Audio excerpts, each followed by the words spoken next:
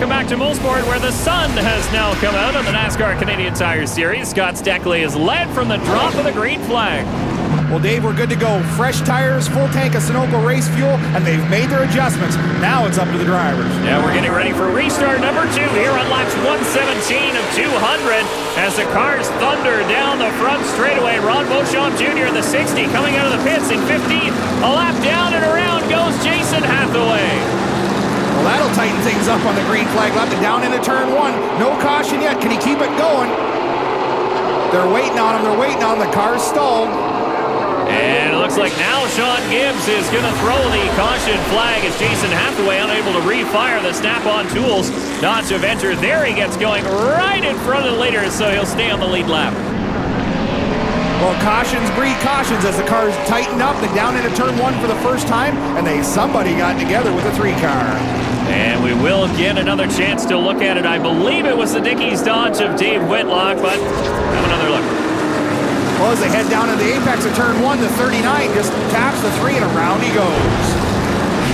And a few drivers taking this opportunity to come down pit lane. There's the Haldex number 10, Dodge Avenger of Doug Brown. There's rookie contender, the AW21 of Jason White. There is J.R. Fitzpatrick in the 84, and J.R. Fitzpatrick's helmet is the subject of this week's Wheelin' Insider.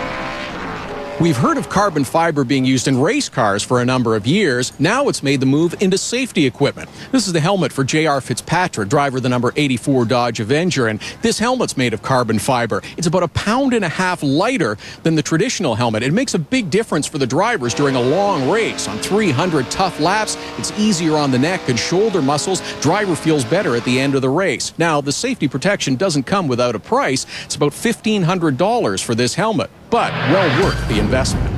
Well, exactly right. Well worth the investment. What's your head worth, Dave?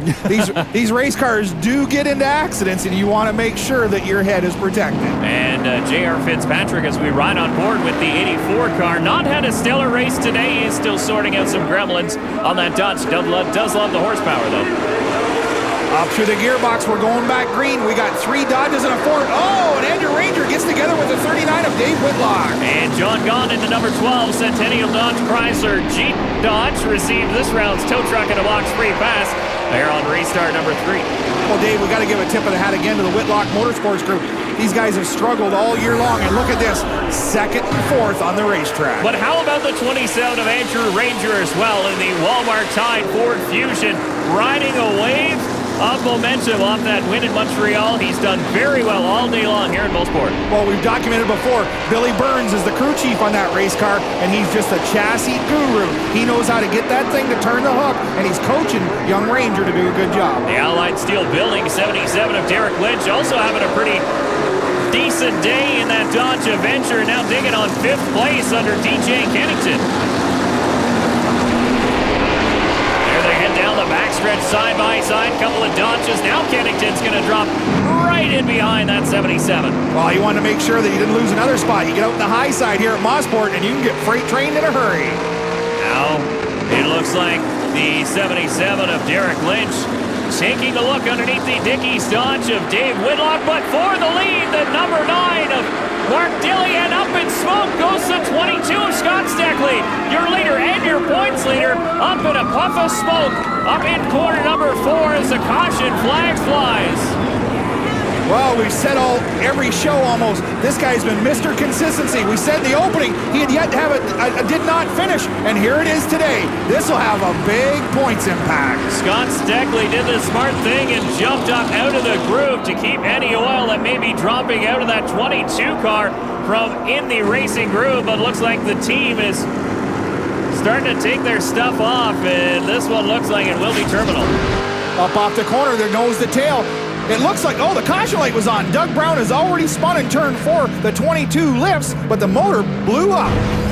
And so Scott Steckly, unfortunately, won't be able to use his tow truck in a box to get out of this stuck as he sits stopped up in turn 1 and 2. He'll need to push back to the pits, and Todd standing by with his crew chief.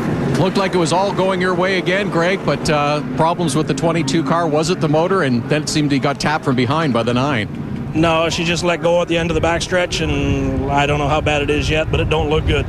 No, it doesn't look good for Scott Steckly. The team getting prepared to greet him behind the wall, guys, but his day is ending early, and that's going to shake things up in the championship. More of the Full Throttle 200 when we come back to Mosport.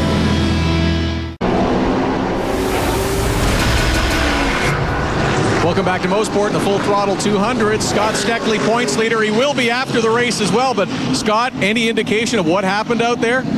We broke a motor. We've had great luck all year with motors. It was just tough. We led the whole race. The car was awesome again, as usual. It's just too bad we're out. Thanks, Scott. Well, Dave, you were with me early in the day when we were talking to his crew chief, Greg Gibson, and they were contemplating a gear change from a 567 down to a 543. I wonder if they'll have that discussion now. Absolutely. May have made a difference as we restart the Full Throttle 200 here with a new leader for the first time on lap 148. Mark Dilley pacing the field as he pulls out in front of the 27 of Andrew Ranger. Now Dilley will pick up 5 bonus points for leading that lap. Oh, Derek Lynch in the 39 of Dave Whitlock trading paint down the front stretch. They're side by side. It looks like Lynch is going to slot back into a battle now with the 02 of Kerry Mix as the Beyond Digital Imaging Ford Fusion starting to march forward. He's now in 4th. Kerry Mix got that Fusion dialed right in. He was able to go right around the hook and get by the 77. And here comes DJ Kennington. The big green machine is on the move. Whoa. Oh, Anthony Simone got all tore up.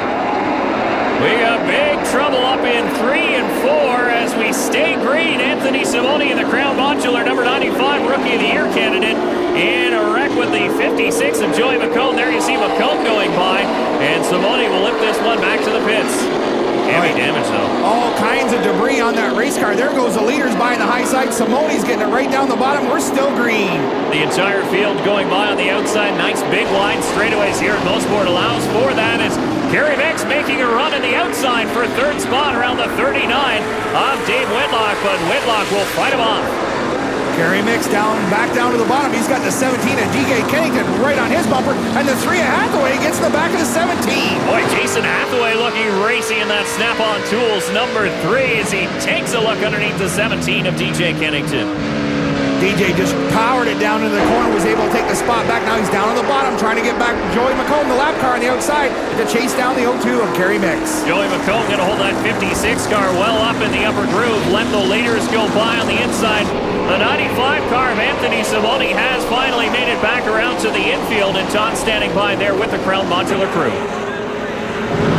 This rookie battle just can't seem to find a definite winner. Anthony Simone, as you see the front of that 95 machine all torn up. Jason White also involved in that same incident. Boy, they're having tough days here today. And Tagliani, who is leading the rookie points battle, he's had his difficulties here today as well. And Anthony Simone has had some motor trouble this season. You remember he missed the race in Montreal because of a motor. As a matter of fact, he's blown 3 motors over the course of this season. So we ride on board with your leader, Mark Dilley.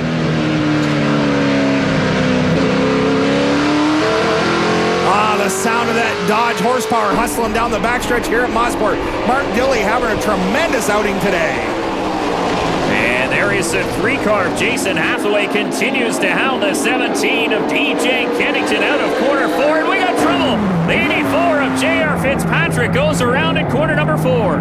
Caution flag will fly once again. Well, looks like he just got on the gas real hard, and the 84 just jumped out from underneath him. This car has been just haunting young JR. He loves the horsepower. He just can't quite get the handle on it. He's got to figure out how to get that right foot to work with the brain a little bit and get that horsepower to the ground. As you see, a pretty torn up number 21 of Jason White, not from a much earlier incident here in the Full Throttle 200. But we're under caution once again as Mark Dilley continues to lead here with 158 laps in the books. We'll be back.